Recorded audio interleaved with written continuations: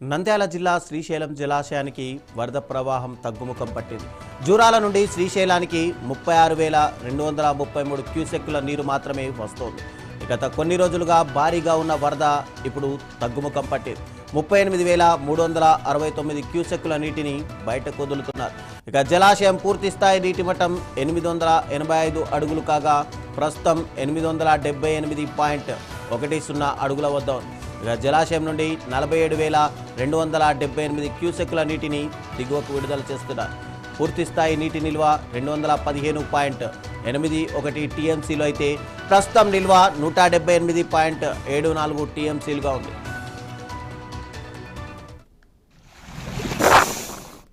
శ్రీశైలం కుడిగట్టు ఎడమగట్టు జల విద్యుత్ కేంద్రాల్లో విద్యుత్ ఉత్పత్తి నిరంతరం కొనసాగుతోంది. ఇక తెలంగాణ ప్రభుత్వం తమ పరిధిలోని ఎడమగట్టు భూగర్భ జల విద్యుత్ కేంద్రంలో విద్యుత్ ఉత్పత్తిని ప్రారంభించింది. అలాగే ఆంధ్రప్రదేశ్ పరిధిలోని కుడిగట్టు కేంద్రంలో 9,603 క్యూసెక్కుల నీటితో 1.684 మిలియన్ యూనిట్ల విద్యుత్ ఉత్పత్తి జరుగుతోంది.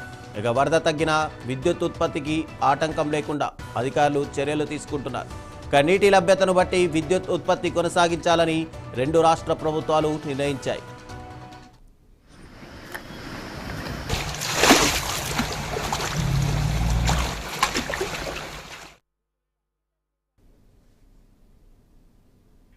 మహబూబా